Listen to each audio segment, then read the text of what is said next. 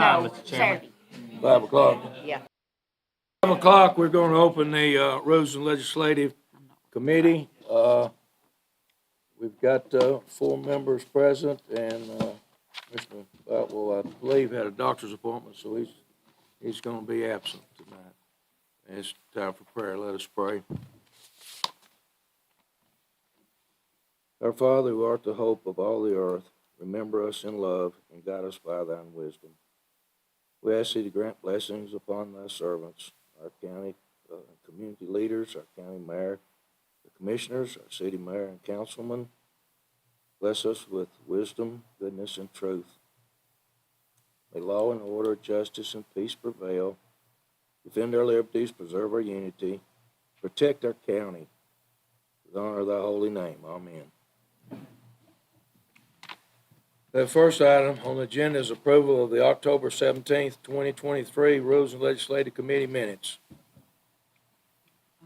Move to approve. Second. All in favor say aye. Aye. All opposed? Okay, the public comment period is next, and anybody that wants to speak ahead of time? Okay, but I'll recognize you if you need to when we get on into our business.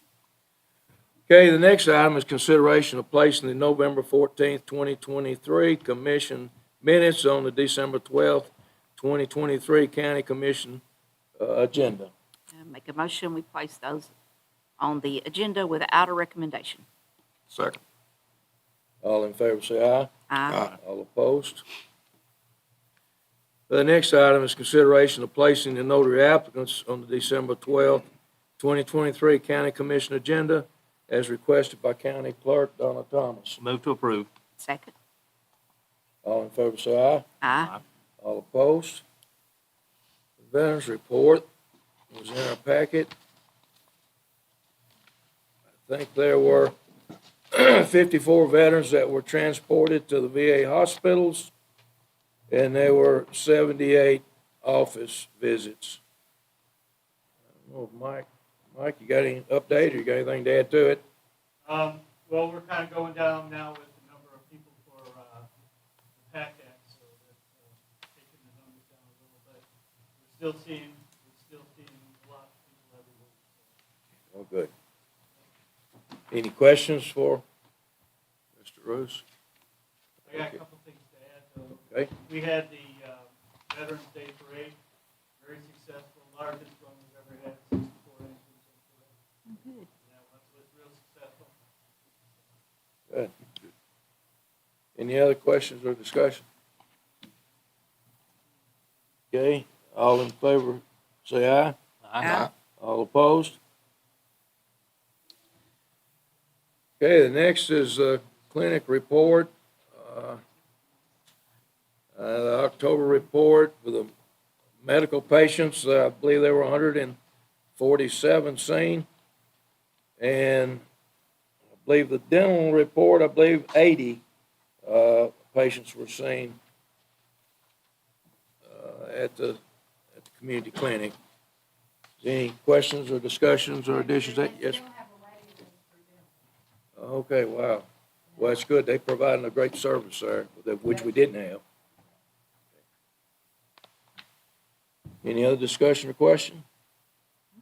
Okay, the next is Ag Center. We had the October minutes in there, and then, of course, Commissioner Anderson's chairperson, he brings us up to date. You know, the big news was the tractor. We all know we needed one.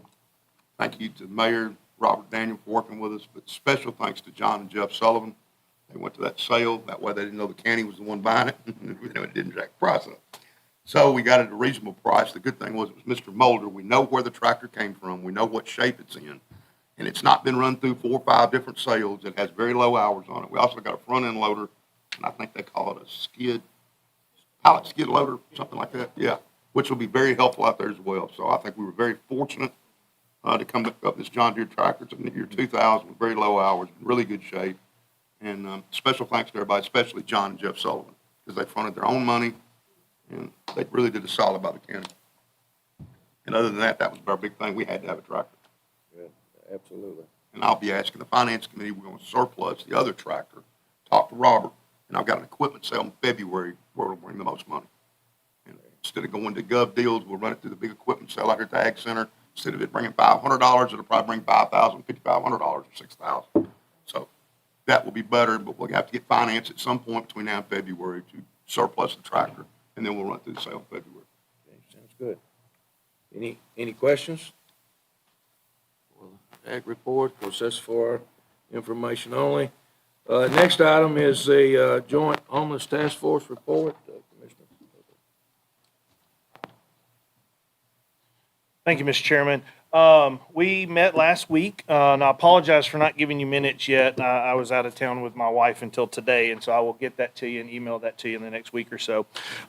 We had a very productive meeting, lots of good conversation about several things. I did want to bring up, we did have a member request to be replaced. Miss Kelly Smith felt like she was a little spread out with too many committee appointments, and so with that, we were going to replace her with Miss Yolanda Marble, which is the new homeless hub director. So she's with the Family and Children's Services, and she's the caseworker that's working in our county, and I think it's going to be great to kind of tie her into the group to be able to give us some information.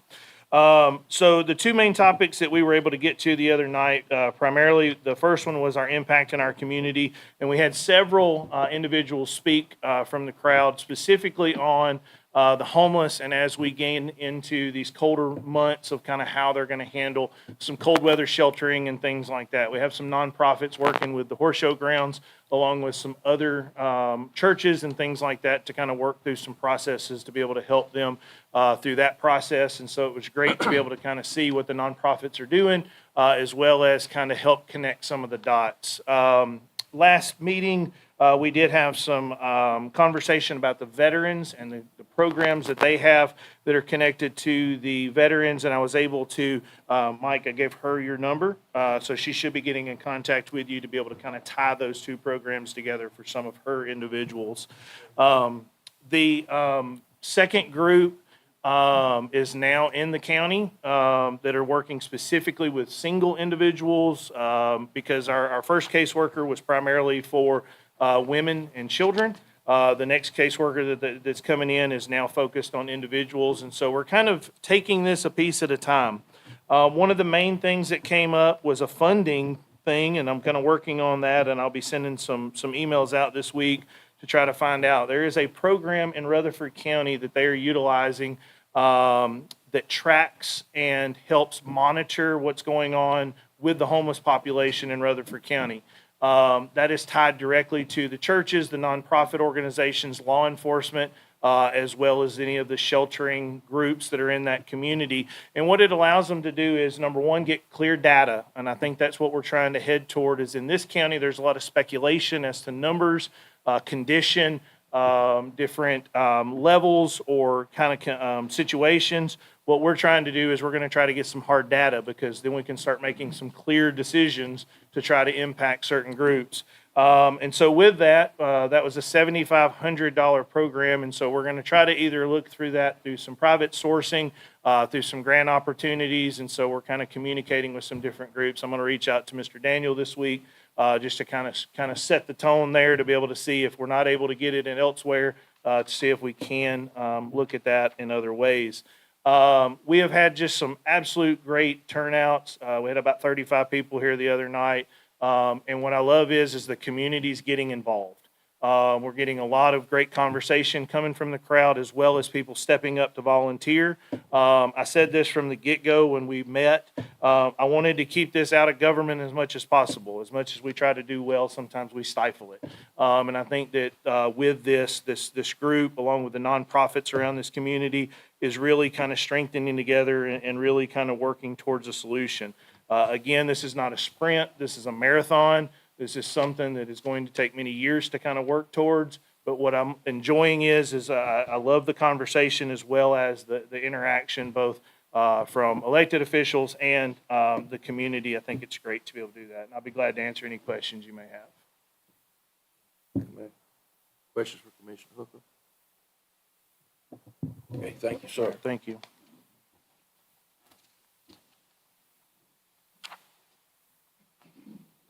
Next is under new business. So we have some bylaw rules they were put in our packet, and everything was in red. I know we've had several questions, because there's quite of additions, and we'll let Commissioner Yaki lead us through, and then we'll. Yeah, just ask make questions. sure that your copy that you have goes in order, A, B, C, D, E, F, G.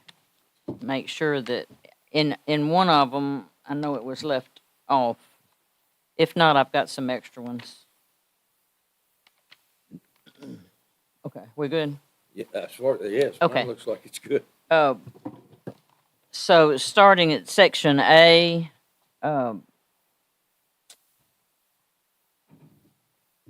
the last sentence in the first paragraph is an add-in.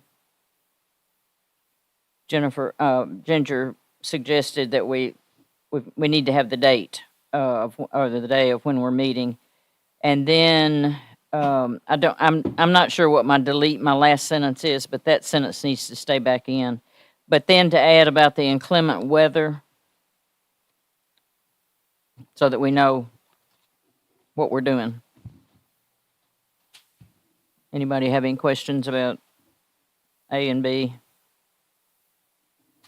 So where it says delete last sentence, we're not doing that. We're Yeah, marking that out. mark that out. That sentence, and I probably saw it, is a new sentence in the first paragraph, and it needs to be in there. And I probably saw it underlined, and so we're not deleting the last sentence, but we are adding about the inclement weather.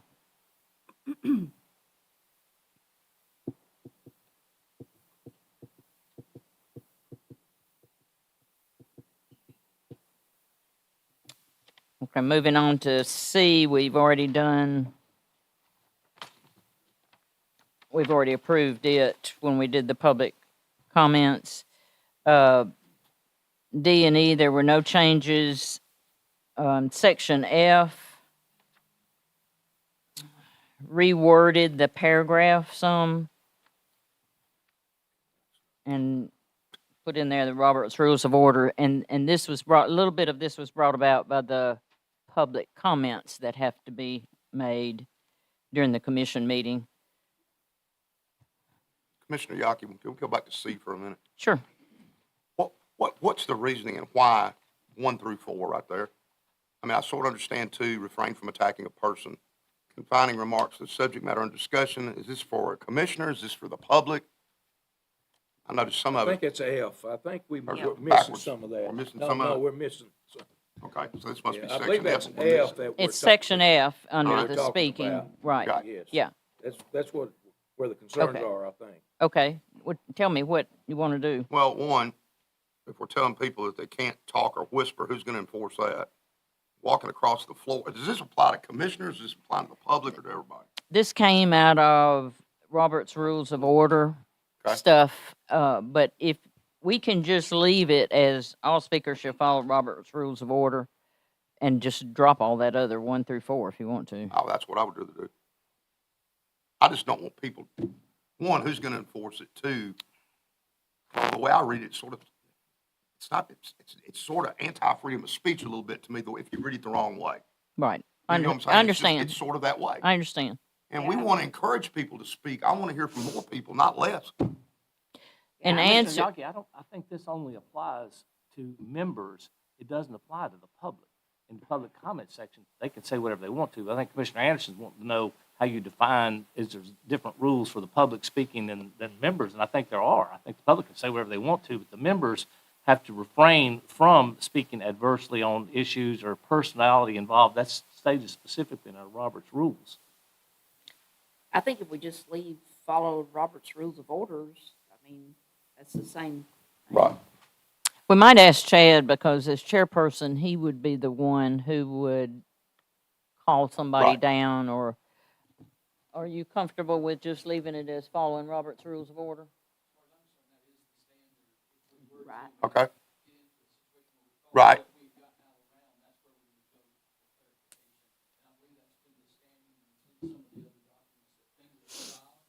Right.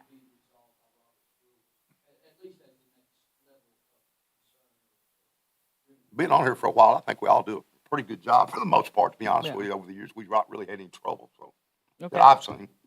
okay. As an example, if Commissioner Anderson and I disagree on something, I can't say, Bill, you're wrong, here's why Bill's wrong. I can disagree with Commissioner Anderson's position on that, Absolutely. and then and that's the way it's supposed to be. And we're seeing more increased loud language and people all across the country attacking people personally, and that's why I think it's critical that we keep this balance here so that we're talking about ideas and discussing ideas and concepts, not individuals and motives and things behind their I thought will mention, process. if you don't mind, I want to mention one other thing. The people in District 6 came out great at the city council meeting. We were fighting an apartment deal, and I spoke, and several of my constituents did that never spoke before.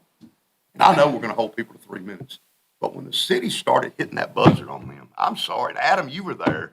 I mean, it was kind of just, you know what I'm saying? These are your constituents here to speak on something. You got this buzzer hitting them. I hope we never do something like that. And they did it, we didn't. But it was kind of like, We really? got to time them.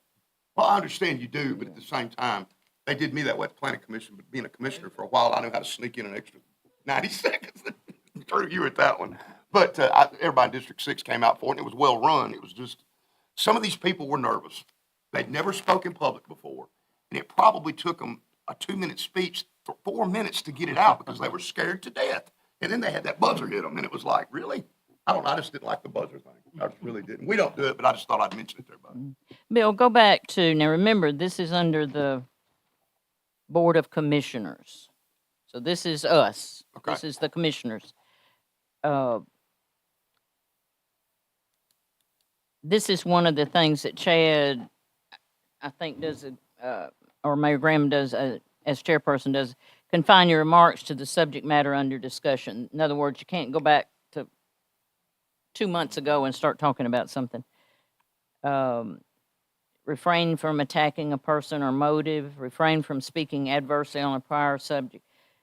Number 4 is the one that I should take out because it says non-members of the Board of Commission, and that's. Yeah, that's why I was asking the other, because when you get here, Yeah. it does say non-members of the Board of Commissioners. What then about the other 3? Leave them in or just follow the I'd Robert's rather just go rules? back to Robert's rules, would be my preference. Commissioner Vick, you That's want to? my permission. My preference is Robert's rules too. I mean, we haven't had any problems. I Okay, think well, we put the number that Robert Rules refers to in this, and then you can say Robert's Rule refer to section 4, blah, blah. okay. Which is this version. Yeah, that's where, okay. No problem. Are you okay with my rewording of that paragraph? It's all the same stuff, it's just reworded.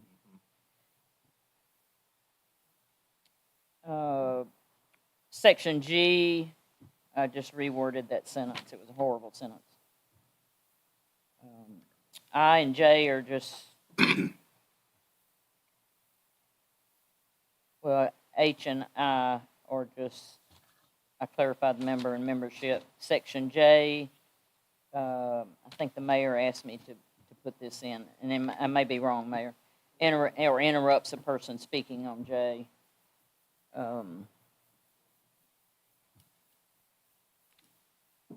Am I good on through section K? Refusal to be in order, Okay, and Robert's Rule speaks to that Yeah. as well. yeah. Well, section J was in our original bylaws, is why I left that one in. Then on section L, motions, I think I reworded 2 paragraphs or 2 sentences. And when you get down to number 5, conflict of interest, John T., and he said make that one big section because it's so important now. So number 5 completely comes out, and he gave me what needed to go in there. So I typed literally what he gave me to go in. So section M is conflict of interest, and that's. Yes. The major glaring thing on that is, like myself and Adam and Mark, we don't read that sentence anymore about conflict of, we have a conflict and we're going to vote in the best interest. That's gone. You don't do that anymore. It's that you need to take care of this up front. declare your conflict of interest, tell the mayor, make sure everybody knows what's going on. So all this in red on section M came straight from John T. How do you declare that? How do you declare conflict? Um,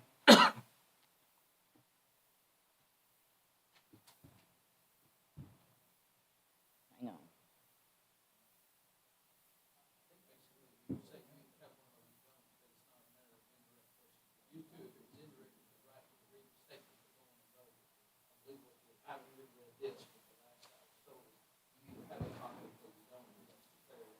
You declare it.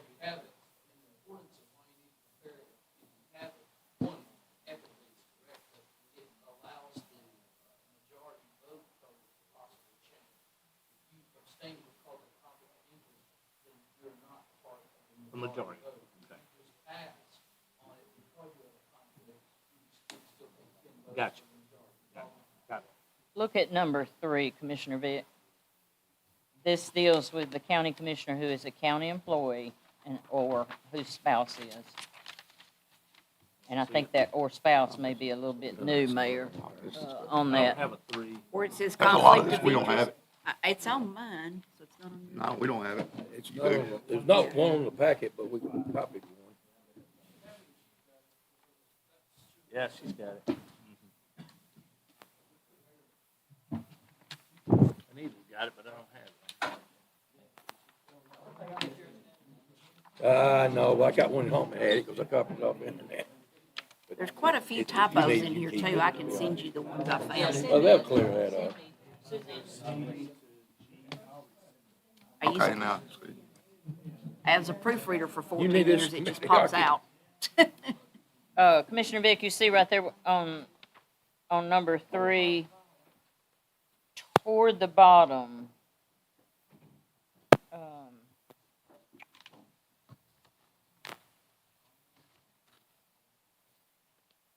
If a county commissioner who is voting on a proposed budget has a conflict of interest, they must declare the conflict of interest at the meeting prior to casting the vote. members' Okay, vote. so you disclose Okay. prior to I the knew vote. it was there, I just Okay. couldn't find it real quickly. So if a vote comes up and I'm here and I have a conflict, I declare I have a conflict, but I'm going to vote anyway. If I have Whatever. an indirect conflict. Have a Whatever, direct conflict. right, whatever is being addressed, whether it's the vote or, But like the mayor said, if you conflict out, that lowers the vote count. Right. Therefore, the majority vote, I mean, the right. necessary. And I think we did all that, Mark, when we did the salary thing. Some of you all opted out, right? And so it lowered that They membership. did, and Adam Thomas was one of those as well, that we clarified that he was not passing, he was not voting because of a conflict, so that it changed the vote total requirement for majority. Well, I have one question. Is it a conflict of interest to vote yourself a pay raise? No, So it is not. No, because our pay raise wouldn't affect you Well- immediately, it would affect the the next commission. commission. But even in the But for past, employees that are department heads, though, or work for the county, it is, they It can't is. vote for Right. their, Okay. right, yeah, But unless voting it's, your- unless it's Yeah. bundled. So the question is, if you're an employee, can That's you the vote question. yourself a pay raise on the commission? That's the question. That's the question. Correct, and my understanding is not if they were voting on your individual budget. If the budgets are all bundled. If it's Where bundled there's up. other considerations within that vote, then you can. That's the whole thing when it comes to budget time about setting the tax rate and the budgets, whether you could split them out or not to split them out Right. for And people we- to have conflict or not. So you can, you cannot vote yourself. That's the state conflict of But interest. you can call for a line item vote, just to split them out, but it has to be, you have to have the majority to agree to do that. and they'd have to set out.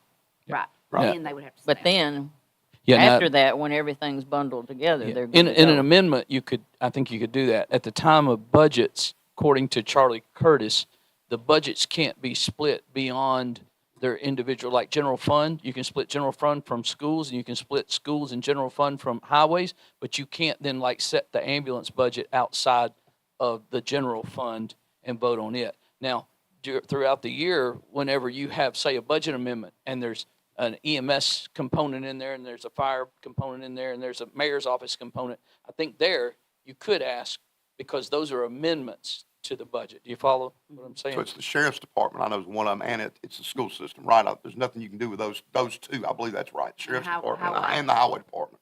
The rest of everything else goes into the general, right? Right, well, the sheriff's in the general fund as well. Yeah, okay, You I just thought maybe it can't, was you just separate. can't cut part of his budget under maintenance effort. Okay, thank you.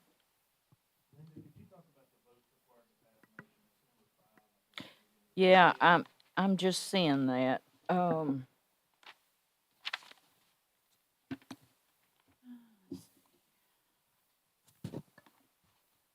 And I've got that to make that section L, so it's probably pulled from something else. To transact any business requiring a vote, there must be a vote of the majority of the existing Board of Commissioners, not merely a majority vote of the quorum present. Again, I would say, it's been clarified to me, I don't have it right in front of me, but we can get the information out, that the only time the number of votes is different for a majority, 10 is a majority for the Bedford County Board of Commission of 18, unless there's conflict of interest situations where people don't vote, then the majority would change. Otherwise, whether there's only 10 there, that you would have a quorum for your meeting, but it would take all 10 votes to pass something at that meeting. So Follow if what 4 I'm saying? people were absent, you still gotta have 10, right? Still, Unless they declare conflict. They I mean, declare let's just Yeah, say that- 4 commissioners are absent that night for sickness or whatever. It still takes 10. still takes 10, right, yeah. Uh, And that's what legal has told more than once in regards to that.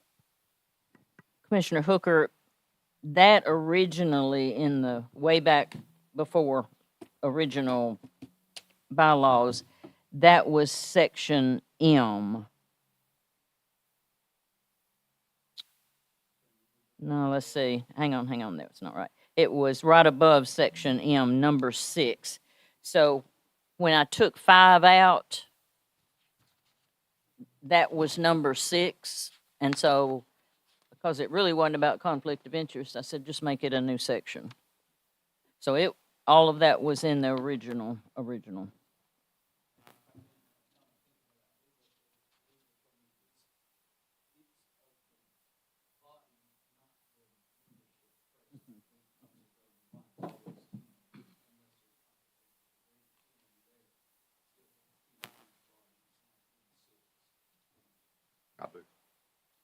And for things, and I can't pull them off of my head, where you have to have a supermajority, that's one of those circumstances that's either stated in state statutes or somewhere. Yeah.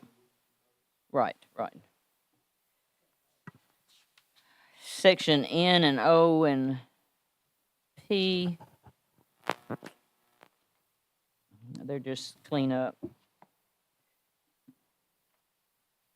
Section Q, Ginger, this is where Ginger wanted this put in here, and it was way over, and Biff may remember, way over in our standing committees was where this section was, but it wasn't called death or resignation, it was called vacancies. But she said there's really no such thing as a vacancy. And so she wanted me to use the words death or resignation of a commissioner. So I moved it from that standing committee spot, which shouldn't have been over there, into the Board of Commissioners. And rules and legislative, if there is a death or resignation of a commissioner, the rules and legislative shall submit a slate of nominees or nominee or nominees.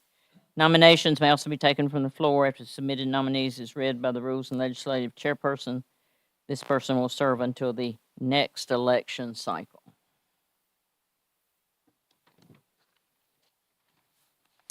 Section P should be removed. It was way back before the 81 Act was put in, and none of that applies anymore. So Section P will be deleted.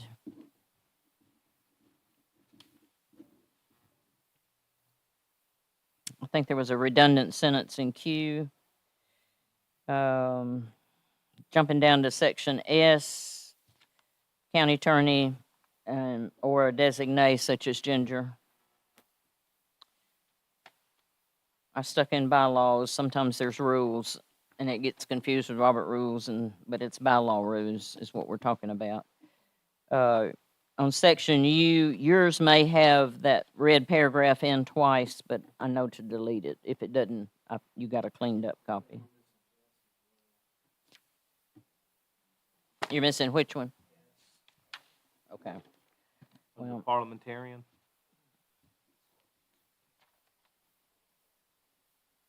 The only change in it, Commissioner Hooker's county attorney or designate from the county attorney office. And in section T, if you don't have it, it just said all rules not covered, and I put all bylaw rules. And then on section U about compensation, the state law has changed. And so rather than, we were doing it prior to the new commissioners coming on by 0.5% of the county mayor's salary each July. So if he got a raise, we got a raise. And that goes back to the Joe Tillett, Bo Wilson days back in, this probably went in sometime in the late, or the mid 2000s. Now it's by resolution. If you want to change the compensation for the commission, you got to do it by resolution vote. Board of Commissioners may increase or decrease its compensation for its members. Any compensation for members does not take effect until the beginning of the term following the next election of the county commission. After the resolution increases or decreases, the compensation is adopted. And that's what Commissioner Vick said. Whatever, if we did one next month to raise our salaries, it doesn't go into effect until after the next election.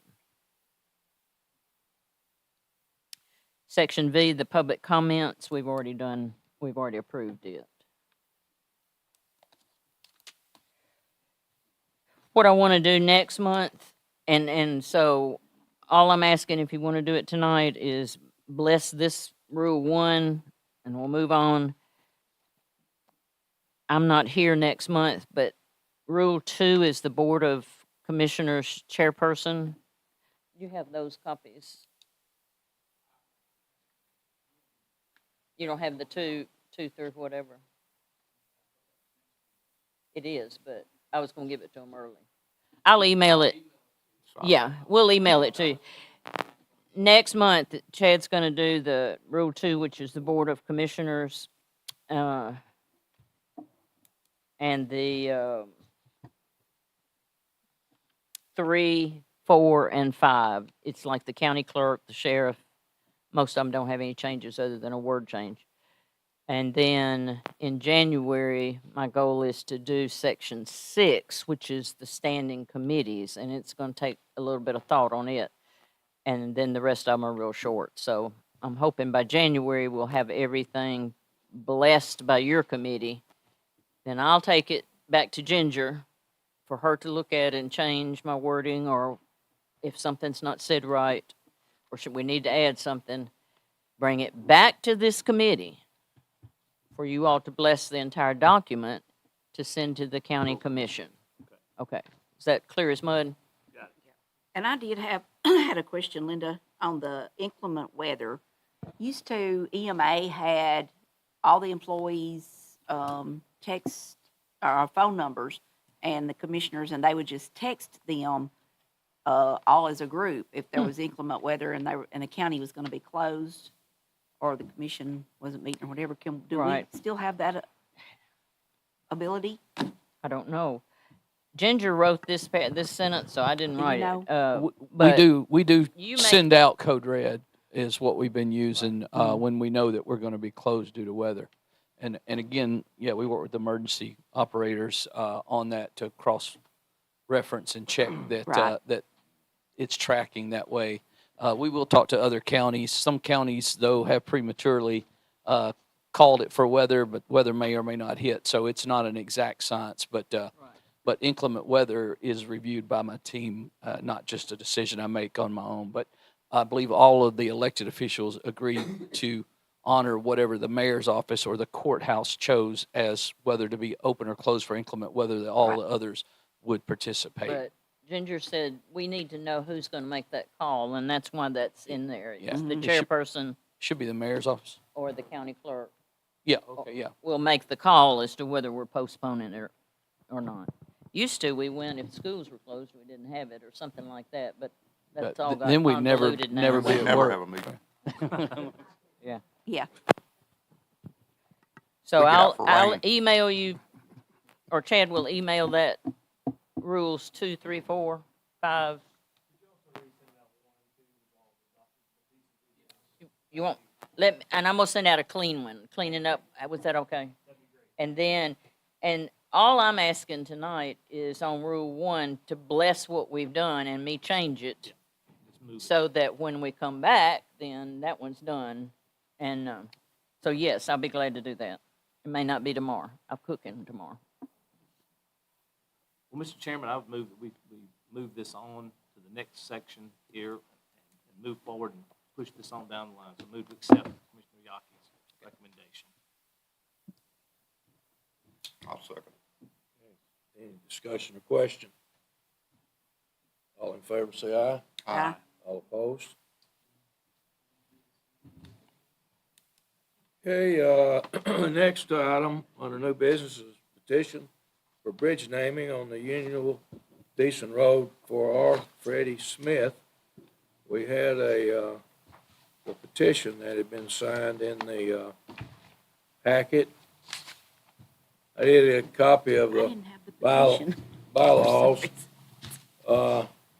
of the naming bridges, and that could be something else that we as a committee need to look at.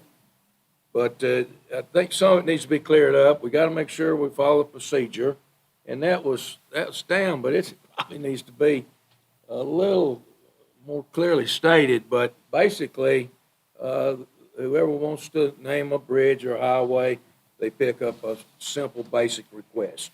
Those request forms, I think, are held in the county mayor's office. So it starts there because you have to have a central place to pick up, start the procedure or process.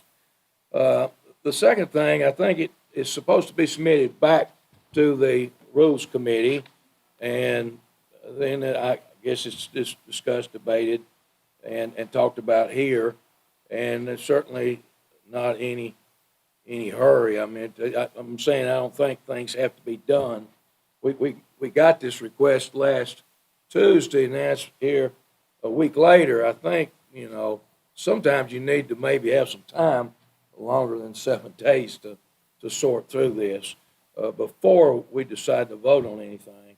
And then, of course, if it is approved by our committee, then it is placed on the county agenda for vote. Of course, when you get the rules, and we got one or two extra things. I think everybody got one or should have got one when we renamed the bridge for Jimmy Woodson. That's probably the first time the new commissioners were aware of it, and you certainly need to understand it. But basically, we looked at two things, and this came about with Mayor Eugene Ray and myself. Eugene had just been elected first county mayor, and we both served. He served on the Rules Committee for several years. I had served for 8. But anyhow, we felt that there was a need to have something written down. There were one or two situations where things were named, and I think it sort of went to position or power, and I didn't think either one of those were appropriate.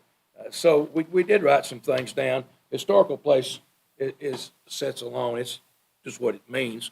Significant person is a little different because you can't get into, I think there's 3 areas mentioned, but they're not in any order there. I think probably the first one would be public service. I think it needs to be weighed probably as much as anything. And that's an example of that when we look at public services, like fee offices. I mean, if you've served in a fee office for, 3 or 4 or 5 election terms, that's pretty significant. And then we got other elected officials like ourselves here on the commission. If you've been elected to office, more than once, I would certainly think, or longer, then that's an example. Or a city councilman, because we're in the city district, it could be a request coming from there to name something. And then, of course, in public service, you got appointed positions. And some of the more important ones, and notwithstanding, but the planning commission, the election commission, the library board, the ag board, and there's various and sundry other things. But that is what public service means. It's, I don't know if it has to be an elected official, but it does have to be an appointed position and serving our public community here. Now, the second one is community service. Of course, most of the time you think about that is involvement with local charities. Are you do, and do you care about the Senior Citizen Center or Good Sam or the Soup Kitchen, which has just been going on for a few years, or Goodwill? And then you might expand community service to civic clubs.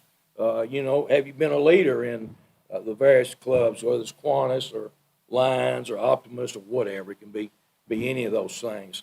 I think when you look at community service, then you're looking into those two areas of need, those other organizations and then civic clubs. And not only are you a member, are you a leader? Are you making a difference in those positions? It's important. We've turned down, I'm pretty sure, 4 or 5 people from not having things named for them because they didn't quite meet the criterion. But that's what we mean by community service. Now, military service is, many of them had military service. Some of them alone wanted to go through a military service, and there was nothing distinguished about it other than they served admirably, they got an honorable discharge, but nothing in there.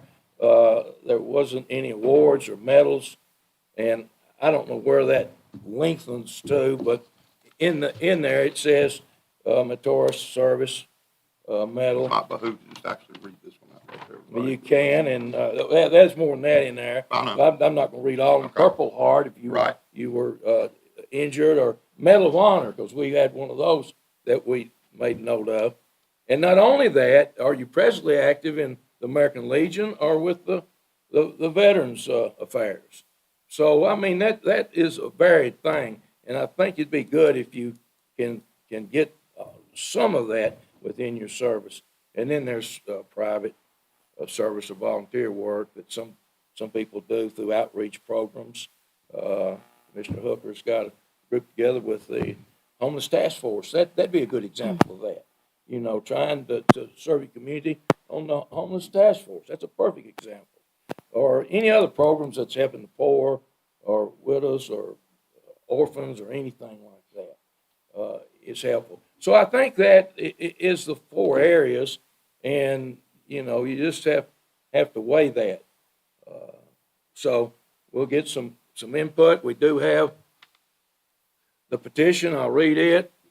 It says, petition for bridge name on Unionville-Deason Road. R. Freddie Smith served in the U.S. Army for 2 years with distinguished service. He retired from the U.S. Postal Service after 33 years of public service. Freddie lived at the property the bridge crosses over for 50 years. He passed away August the 2nd, 2021. So I guess the question is, and we probably I'd need a little more information about his service in the military. Is there any distinguished? I know it says distinguished service, but are there any medals or awards or anything besides an honorable discharge? If we have to, they might want one, and it'd be good because a lot of times the children don't know really what all their father did, 20, 30 years before, whether it's in World War II, or the Korean War, or the Vietnam War, which this was probably the Vietnam War. So, but that would be helpful because it does it needs to be distinguished service. It needs to be above and beyond the call of duty and just regular service and just a honorable discharge.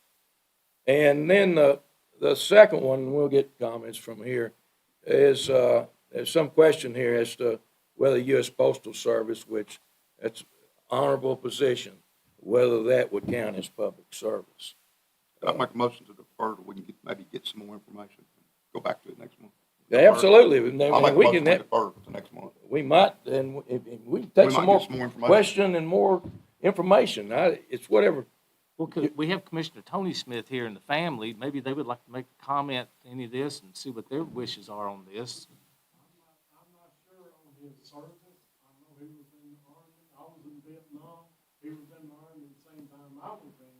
But now, as far as the distinguished, I do not know.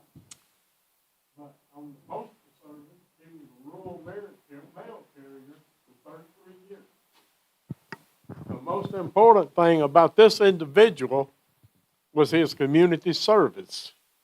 He was a mechanic for the entire community. He kept their tractors, their hay equipment. He kept all of this running for everybody. If when I'm at a problem, he would park his farm equipment, go help them, get them going. He'd go back home. That is community service. I agree with that. Yeah, Mr. Chairman. This bridge is within rock throwing distance of the end of his driveway. Now, this is, in my opinion, this is a very sincere thing that needs to be done because it is very deserving. Well, Mr. Chairman, I had the privilege of knowing Mr. Smith. I met him when I first moved here 20-something years ago.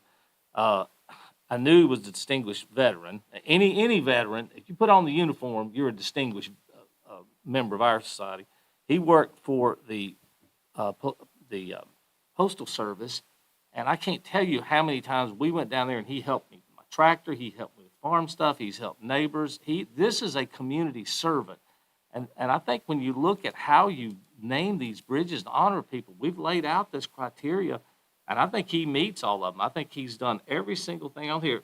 No, he wasn't in the newspaper every day. No, he didn't get all these awards. This is the kind of people, everyday people, that do the everyday kind of thing that we need to say thank you for them, because they're very rare and hard to find. And I am honored that they have brought this to us, and I think we should move this out to the full commission. Mr. Freddie Smith was a wonderful person, and thank you, family members, for being here. So, Mr. Chairman, I'd like to move that Mr. Anderson has a motion on the floor to defer.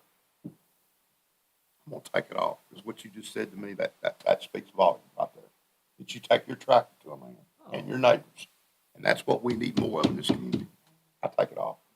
Then I'll move we send it to the full commission with approval, Mr. Chairman. I'll second it. Okay, any other questions? All in favor say aye. Aye. All opposed? Okay, the next one is Standing Committee Membership Annual Review. I think we've got, I'll read it. The Rules and Legislative Committee, acting as a nominating committee, shall submit nominations for the Standing Committee positions to the Board of Commissioners, partially based on seniority and individual preference. All standing committees of the Board of Commissioners shall be elected annually by a majority of the Board of Commissioners at the January term of the board. Nominations are requested by the December 12th, 2023 Rules and Legislative Committee meeting.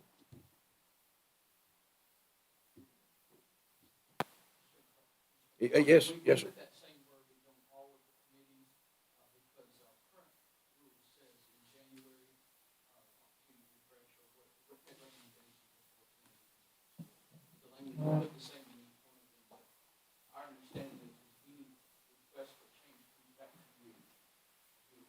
Yeah, absolutely. Yes, sir. That's right. And then we make note of it, and then it's voted on in January. Yes, ma'am. Mayor, we need to elect the chairperson and chairperson pro tem at that time too. So we're gonna move them all together.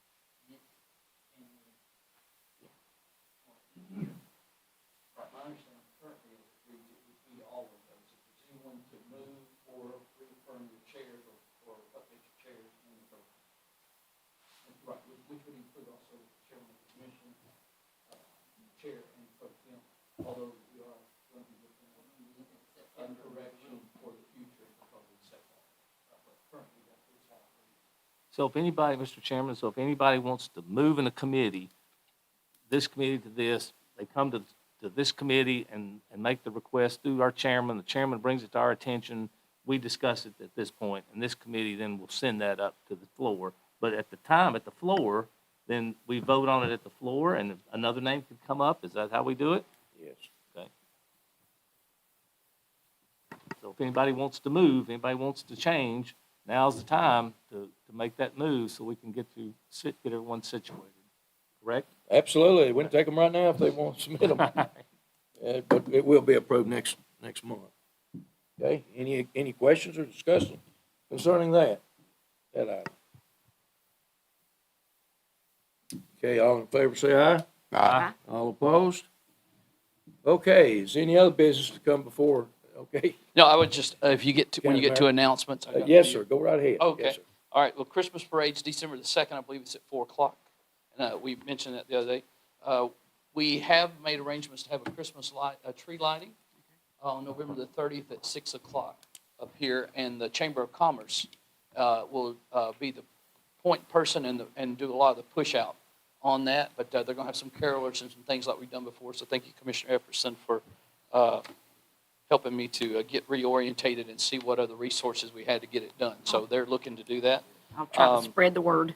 Yeah, and like I said, we'll push out too. Of course, Thanksgiving will be closed Thursday and Friday of this week for that holiday. Chick-fil-A's grand opening is December the 7th. All right, and then the holiday mixer, and I think we're going to miss that, is going on right now. Started at 5 o'clock till 7:30 tonight. Okay. Mayor, 7, okay, I'm sorry. what is the parade route now? Do you know on the Christmas parade what that route is? Does anybody know what the route total is? Has it Mark, changed? anybody? Commissioner Anderson, it's the same. We line up on Lane Parkway. We come down and come around the square, and it Okay. ends at the celebration grounds. Right there at the Same old route handy we've dandy. always done, nothing's changed. Same route. And Okay. just a quick reminder for all of our trucking companies and everything, we shut this city in half. Nobody crosses the bridge at that point. And we try to, I know David and I, we reach out to our trucking companies, Tyson's, Morelli, all the people who move freight, and give them a courtesy call and let them know, hey, it shuts down and you're in half, so. Yeah, and Mr. Chairman, I think Nearest Green Distillery has December 4th. Their tree lighting, I think, takes place then. And for those of you who've worked on this for so long, all of us on this commission have, I finally saw a construction trailer move out to TCAT, and I saw fences going up. So I think, Finally. love's long last, we're going to have some movement out there on building the TCAT. So. Good. Tree lighting is Friday night after Thanksgiving, 4 o'clock is when people start parking. They would like for you to go online and register that you're coming. It's huge. Yes, last year we had 5,000. You don't have to worry about me. Big. Tours are full. Any other announcements? Any other business? Motion to adjourn? Move to adjourn. So moved. Okay, so moved.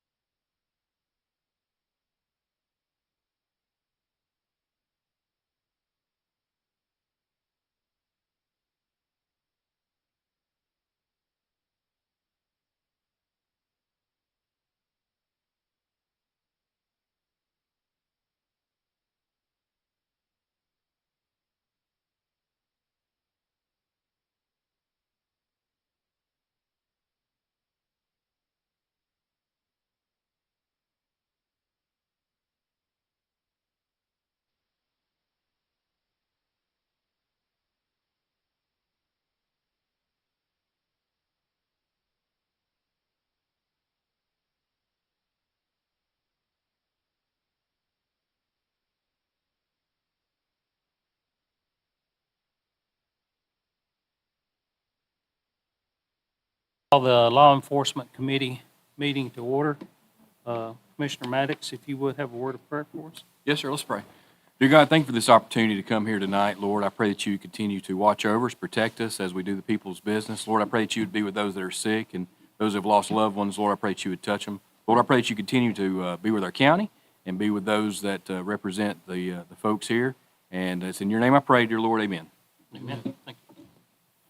Next be roll call. Looks like we're all present. Next on the agenda will be the approval of the minutes from October 17th. Make that motion. Second. Got a motion and a second. All in favor? Say aye. Aye. Public comment. There's nobody Nothing signed on the up. paper. Nothing. But somebody needs to be recognized, we will do so. The next will be animal control report, and you have a copy, She's here. and Josie's here. Hello. I don't have anything to add to the report. I do have a couple of announcements.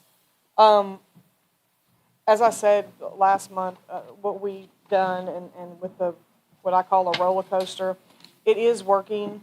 We seem to be moving some animals out. Like, I feel like the community maybe heard our cry. I'm not real sure, but we do seem to be having a few more adoptions and everything. Next Monday or Tuesday, I'm not sure, but we were fortunate to be asked by a rescue out of Colorado to join with another rescue in Marshall County, and we're sending 21 cats that are too young to be spayed and neutered. So these are like nursing mothers or kittens that, a pound, that we are just holding because they can't be spayed and neutered until they're 2 pounds. So we're fortunate we're going to be sending 21 on transport next Monday or Tuesday. The rescues have been stepping in, so I think what has happened is because we're giving them a break, they're able to kind of siphon. It's like a tunnel, I guess, of animals coming in and out. So they're able to catch a little bit of a break and then move some more animals, to other states, mainly up north. So the things we are doing is working, and Mayor, I just wanted to thank you for standing behind us. I also want to tell you guys that my crew has been working extremely hard to help get these animals out, to maintain, our operations as a no-kill shelter, and we're working extremely hard every day to try to keep at it and along with help our community. That was the transport also allowed us to bring in owner surrenders too that might have had young kittens, so it did help the community as well. Any questions? Comment, just remind the public and us one more time about where we can find these pets to see their pictures. You can find these pets on our Facebook page, which is Bedford County Animal Control TN, because there is a Bedford County, Virginia, and we Yeah. kept getting mixed up, so it's under TN. You can also go onto Pet Finder, and John had posted. He went on and you posted the link for us, correct? Yeah. Yeah, if you don't mind posting that again, it can be found on Pet Finder. And the way Pet Finder works, just real quick, once the animals have been spayed, neutered, vaccinated, fully microchipped, whatever our criteria is, they are automatically uploaded. If they get adopted, like today, if someone adopted at 4 o'clock today at midnight, they will fall off of the Pet Finder. So we figured out how to automatically do that to take a little pressure off us.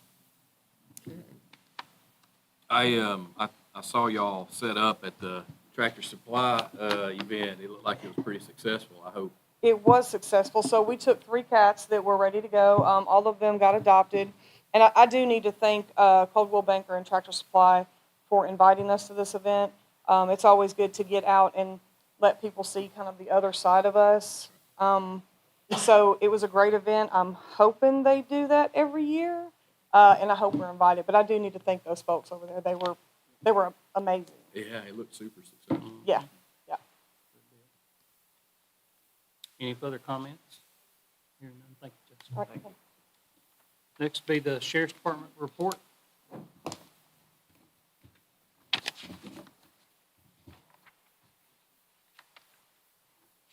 Okay, guys, I know you got some of this, but the sheriff's department in the month of October patrolled well over 75,000 because the mileage on this does not indicate mine or the chief's mileage. I don't think it does yours. I know it does. 73 accidents, traffic accidents, 320 investigations, 69 transports in custody, 193 traffic stops, 69 911 calls. I guess that's the biggest part. Total warrants that we served in the month of October was 867 warrants. Total arrests made were 252. I won't get into the jail part because Ronald is here, and I don't want to get into his stuff. On court security, there were 1,374 that were on the docket. Total, as far as showing up in court, was 1,695. All this in October. And the total amount of people, which does not count the ones that come into the sheriff's department, this is just the main part of the Justice Center. The total amount of people that came through was 5,026. Drug Task Force report. During the month of October, there were 22 investigations. 30 defendants were identified or arrested or indicted. 4 firearms were seized. 627 in cash was seized. Pretty much everything, methamphetamines, hydrocodone, cocaine base, 44 doses of controlled prescription medications, most which are suspected to contain fentanyl, some heroin, 7 hits of ecstasy. So it's pretty mixed bag on the drugs. There were 17 previously convicted felons, 9 which were actually on supervised felony parole that they dealt with. So it was a busy month for them. At the sheriff's department, I think all this has been since the last meeting we had here. We've had 2 graduating classes from our MRT program. Sylvia can tell you all about it. I say that jokingly. Sylvia plays a big part in that. She's a big supporter of that. One of the classes was females, and Zoe, I think she's gone now, but she was there to cover that. We appreciated that. And then the excuse me, one we had about a week and a half ago was actually males that had graduated. Now, if my memory serves me right, Lieutenant Cook told me of the 100 plus, a little over 100 that had gone through that program, that only like 6 or 7 have 6 ever or 7 have returned back. have ever returned back to jail, which is the whole. Success Now, I'll say rate that- is good. Yeah, I'll say that we'll have 50 come back next month, maybe, but Yeah. probably not. Let's hope not. No, We're very proud of the success rate, at least so far on that. We actually did our national night out at the sheriff's department, which took place in late October. That was, to my knowledge, the latest one we've ever done. It's usually early in October, and we've even done them in the summertime. And the biggest change of all, we did it at the sheriff's department rather than out at the park complex. I really went into it thinking there's probably not going to be a lot here. I couldn't have been further from the truth. It was unreal. I mean, I don't know. I'm just guessing. I'd say 2 or 3 times as many people. It seemed like came before when we were at the park complex. The Vanderbilt had their helicopter. EMS, EMA, fire departments, everybody was pretty much present and had their own booths and shows and activities set up. Tennessee Highway Patrol, and it of all I've been involved with, it was probably the most successful. And thank goodness the weather was pretty nice too to be that late. We've had one promotion, Sergeant Benji, as we call him, Benji Burris, was promoted to lieutenant over the court security, because Lieutenant Tony Barrett was pulled out, and now he's the lieutenant over all the SROs. And we just thought that was too much for him to have to try to cover the SROs as well as court security. So Sergeant Benji Burris has been promoted to lieutenant, and we will soon, probably by my next report, be able to tell you of a sergeant that we promoted in that division as well. That's all I got, unless Chief's got something. Any questions? Any questions? Yeah, Mr. Sheriff, I appreciate everything you guys do, and gals do. Quick question, as it pertains to the DTF report, I know that you skimmed over a few things as it pertains to, mixed bag of meth and hydrocodone, but is there a way that we can get a hard copy of that DTF report included in the data that you all submit for this meeting? I don't know, I'll check and see. I think it's important, and I think, with any other reporting that you get, it's always good to kind of know what you're up against as far as comparison, so if you were to look at the data this year, how does it look, versus last year? And then, next year at the same time, I think it would be important and, be a story to tell to see, where are we in regards to this report versus, this time this year. So it would be very beneficial for me, and I think others would probably see it as value. You can actually track numbers. Right, yes. From year to year or month to month. Yeah. Yeah, that's a good call out. That's a great call. Is there any way to compartmentalize that information or that data? I don't know. That's a good call. Well, even for our district, that's who that group works for, the 17th Judicial District. I mean, even as a district, that data would still be helpful. It would even though be. It includes what, 4 counties? Well, it's supposed, Well, and I mean, it is. 3. It's Bedford, Marshall, Lincoln, and Moore. Moore has never, and this goes back to my chief of police days, Moore has never really had much of a part into it.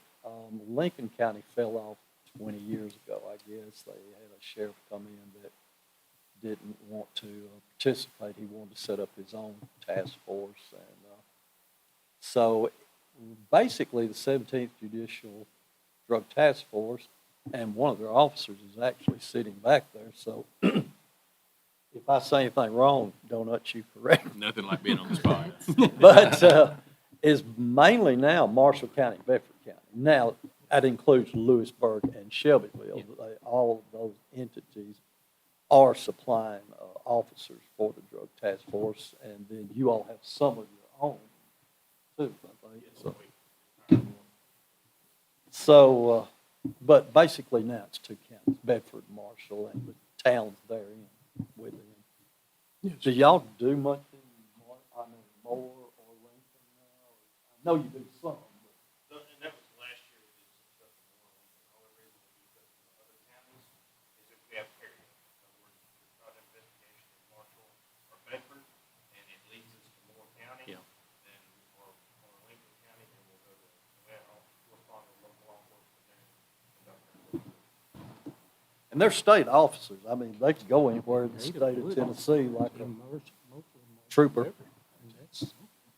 So, Mr. Sheriff, if you could possibly, just conversation the chairman and I are having, we both feel it would be beneficial. I'm not sure if the rest of the group would as well, but I know I would personally appreciate it. You have the data, you recite it for the most part, but it would be good to have it if we can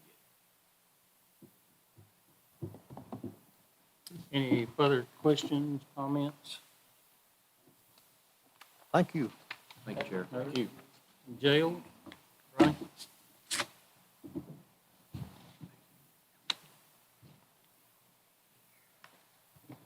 Thanks for having me. We took in $155,532.76 in revenue for the jail in October.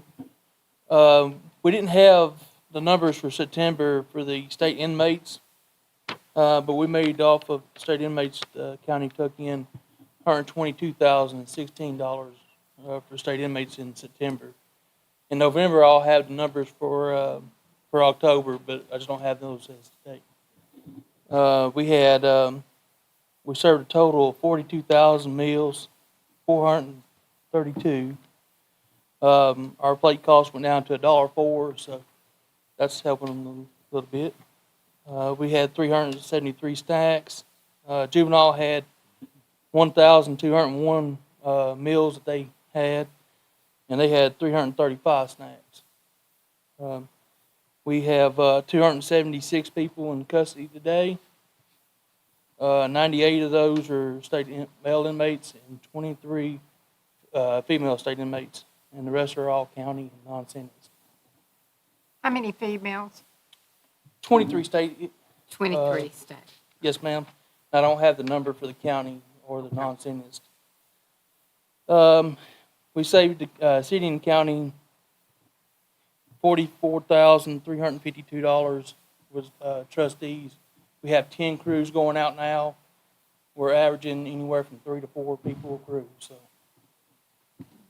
we're getting them boys to work. And that's all I got. Thank you, sir. Thanks, Ronnie. All right, next on the agenda will be the EMA report.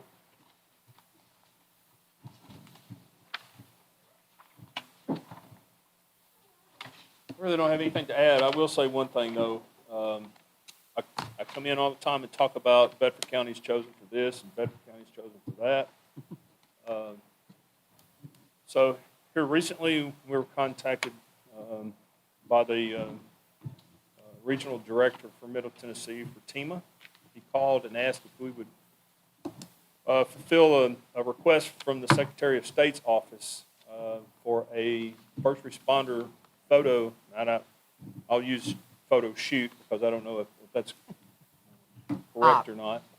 Photo op. Not shoot.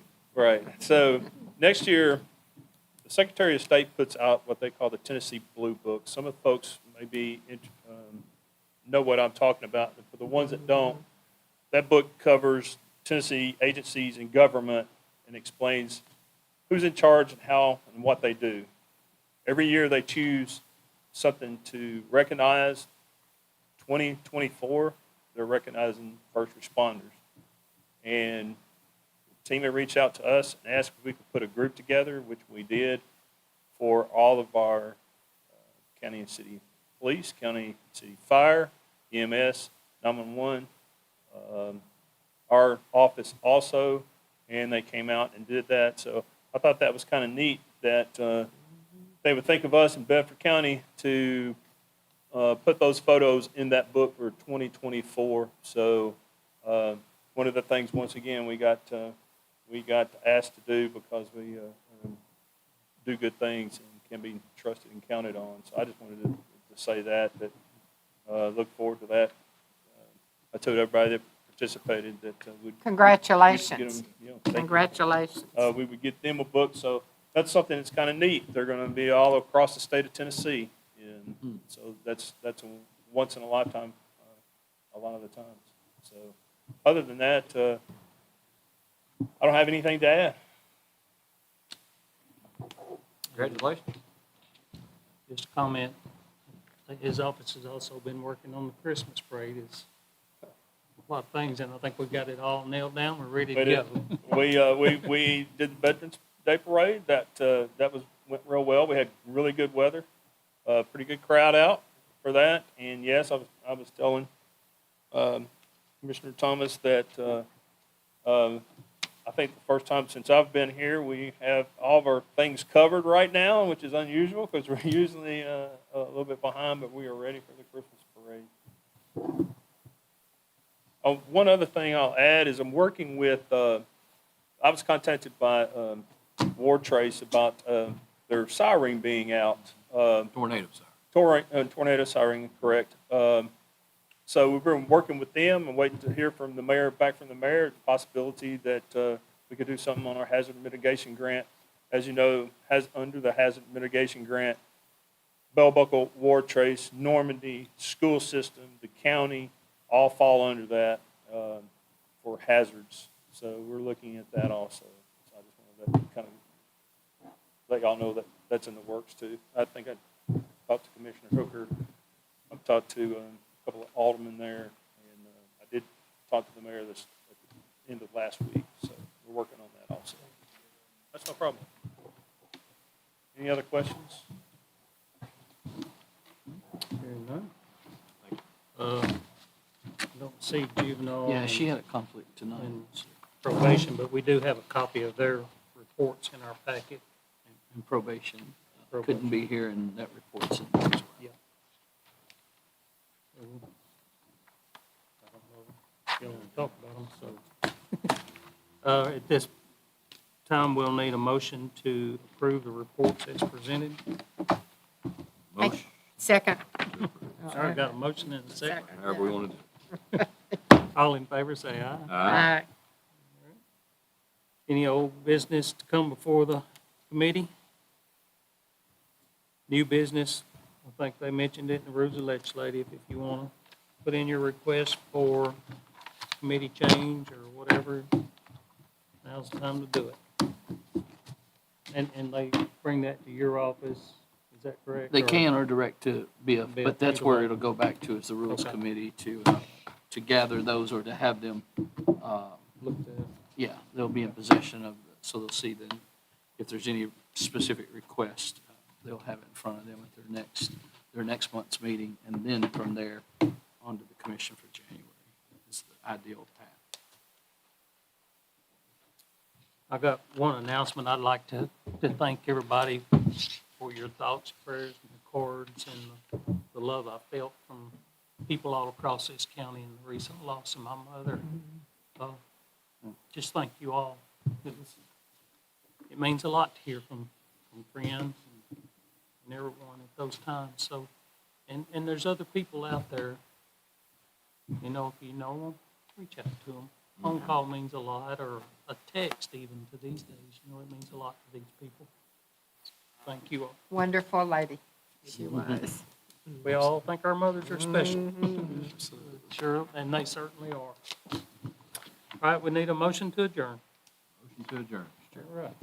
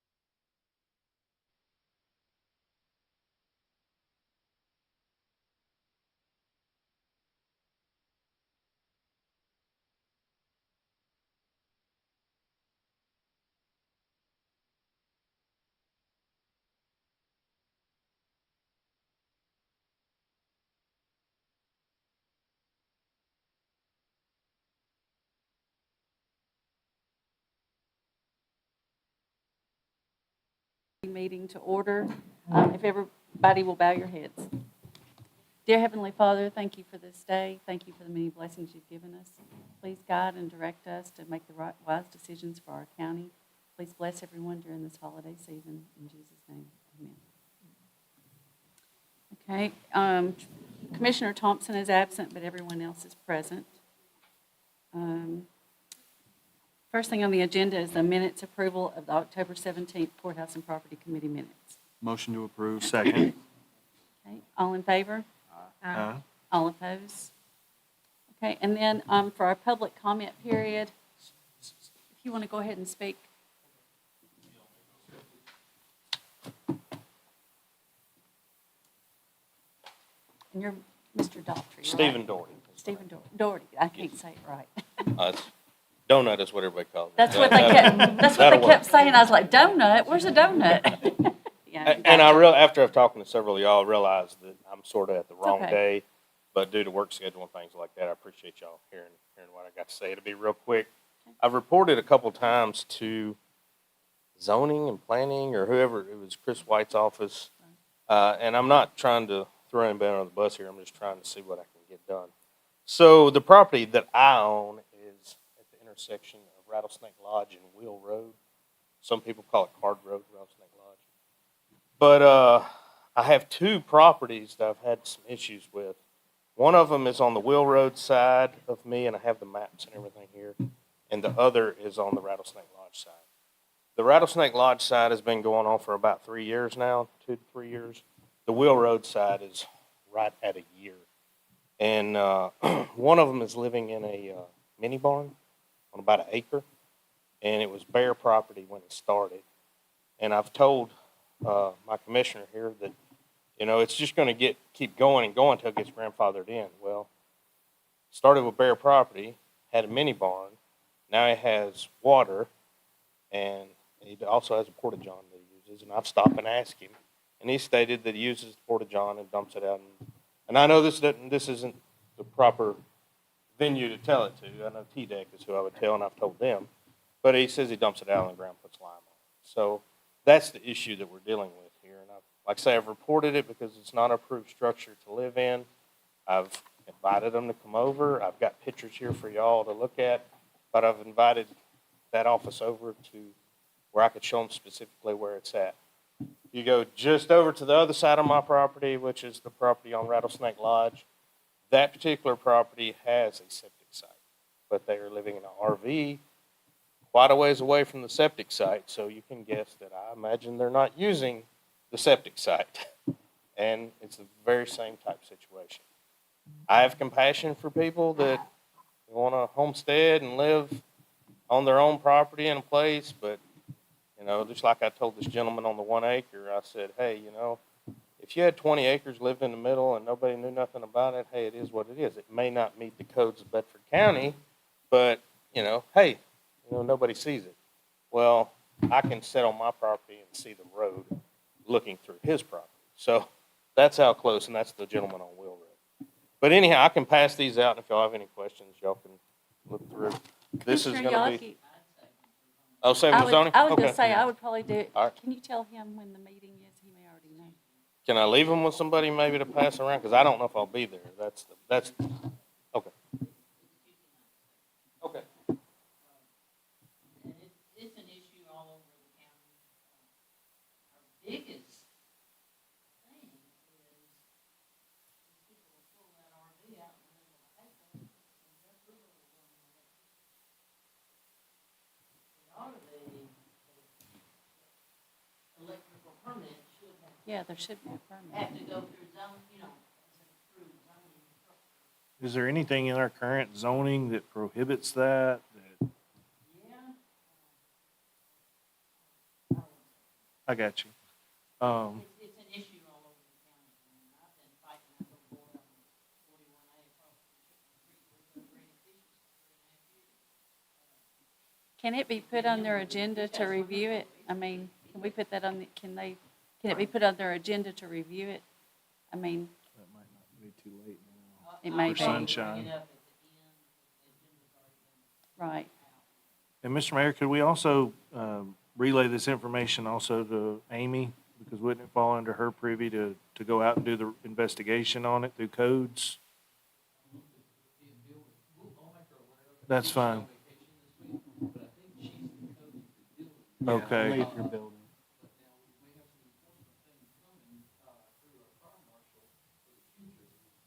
Okay. Okay. Go ahead. It's gonna address a lot of those issues, and we've got one major issue, and maybe this is About it right now. And one thing I wanted, are you done? One thing I was gonna say too is, you know, I think at some point you're gonna build a home. And for those who are living next to these properties, they're getting ready to build. They're spending all the money to buy the permits and to do all the things that follow our code.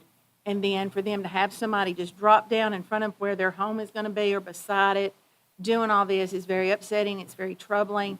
And it makes you question, do I have to do those same things if these others don't after I've reported it and nobody's looking at it? That's right. And I think that's the summation of where we are. I know it's been going on about a year, and I've watched it, and these people just inch by inch are setting up their homestead where they're gonna be grandfathered in. They get water, they've got this, then they've got a mailbox and created, and it just goes. That was, I'm sorry to No, go interrupt ahead. back. No. But that's one thing too, is if you look in here, from what I understand, you're supposed to get the permit so it can go through I had to go through this process recently. So it has to go through the 911 office so you have a valid 911 address. Neither one of these houses have a valid 911 address. One of them has taken the neighbor's address and added a B to it. And that mailboxes, there's pictures of the mailboxes right here. Yeah, so it's beyond a codes issue, it's a public safety issue now. If they have a medical emergency or a fire, you don't even know where you're going. So it's just, So- just like Commissioner Neely just said. Matter of fact, I just got a contract on my house yesterday, so I'm about to go through the process, which I agree or not agree with the process, I'm gonna abide by the process. Right. I expect everyone You else to, and expect I everybody expect else that the body that makes me abide by the process, make other people abide by the process. That's all I'm asking. Thank you. It's a valid point, thank you. And thank you, Thanks. Commissioner Thanks. Yaki, for taking that on. Okay, does anybody else in the public wish to speak? Okay. Next thing, our reports, Codes Department, everybody has a copy of the report up here. She's not here tonight, she's on vacation. Very nice report. They're still issuing a lot of permits. Yeah, they're so- up 30%. Yeah. Next is Planning and Zoning. I don't believe he is here as well. But I put your report up there. Yeah, we- You yeah. had a conflict, but yeah, we were late getting it to you. It should be Yeah, right there in front I'm of you. sorry, I didn't pass them out. We've got the zoning report right here. Does anybody have any comments on that before I move on? That said, everything's back up to normal levels Mhm. now.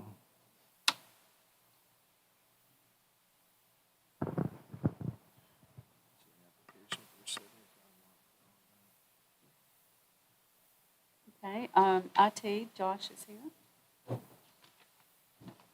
Sorry, I was a little late getting my report to you. Don't really have a lot to add to the report. I'm going to keep it really short. We spoke to the high school, Shelbyville Central High School, about IT careers related to that and a pathway how to get into the field. And we moved out the equipment from the old jail. That way they can start the demolition process. I'll be speaking to some other things next month. I'm on a committee for the state and local cybersecurity grant program. It's a 4-year disbursement across every township, city, and state throughout the whole United States. It comes down from the Fed. Money's handled by the state. I'll be talking about how that might affect our school system and some others next month when we meet for our final meeting for this year. So I don't have anything else to add right now. Be glad to answer any questions you guys have. Josh, and just thank you for everything your department does. Y'all save us a lot of money countywide by doing a lot of projects in-house, things like that. And then thank you for the report. And I think that's great going and talking to the students at Central because, that's definitely where we're headed. We need to get more people into that field. So thank you for that. Does anybody have any other comments or questions? Okay. Thank you. Okay, fire, Mark? I don't have anything to add to my report unless y'all have some questions about the report. I Could you will. just give us an update on the fire truck and then as well as, is it still on track for December or? I signed the striping on it today. They send you a picture and you have to sign off on it and then they send it back. As far as I understand, the truck is there. They're putting the striping on it. It will be delivered to Alabama to get the lettering done on it. They're going to do that down there because it's cheaper to do it in Alabama than it is in South Dakota. At least it's closer. It's closer I can't to lose home it anyway. between here and there. And then I will tell you, we finally got our medical truck back on the road. It's a small truck, it's a fire truck and a medical truck that we run our medical calls in. As I told you, the bed, and I'll try to keep this simple. We buy a truck, it's a chassis, it has nothing behind the cab. Then we put a bed on it, and that structure underneath that bed had collapsed due to the material it was made out of. It was made out of aluminum, and when you put 400 gallons of water pump and equipment on there, it just couldn't hold the weight. And it's a 2008 model. So I was a little reluctant for my crew to jack the body up and build a subframe to go under this truck without taking it all the way off. But they did do it. They did it all from underneath without sending it out to shop. If we'd have sent this to a company, we'd probably been looking at about $10,000. So I think we got maybe 2 in it in building that structure underneath the truck.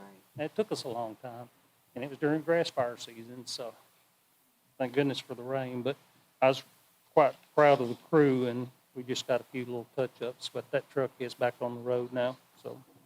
And then the air packs, where are we at in that process? The POs have been issued. All we're waiting on is a delivery date, and once we get that, then the government will send us a check 30 days prior to delivery date, because they want you to put it in the bank draw interest. And then Lori and Robert and I have been working on how that county's part and the federal government part, which is about $770,000 that they'll send us, and then we'll have to pay for all of it. And then we'll go through the audit process once they're delivered, so. That just made me think, when does the firehouse sub grant? Do we Uh, reapply for it? Yeah, we apply for that, but, they've changed ownership, so it's a little different than what it used to be.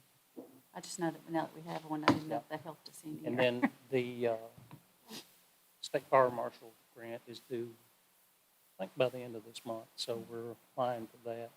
I really don't want to get into a lot of details on what we're doing there. It'll help out everybody. It works out. And Mark, just like IT, thank you for saving the county money, especially doing that truck in-house.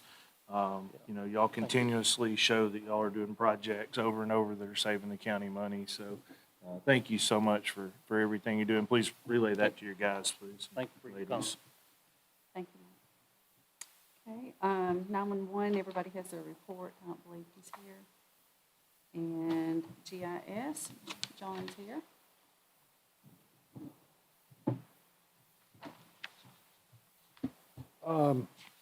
Not a whole lot to add to the report. The first paragraph there talks about the email newsletter that we're trying to set up, and it's taken me a while to find the right vendor for that.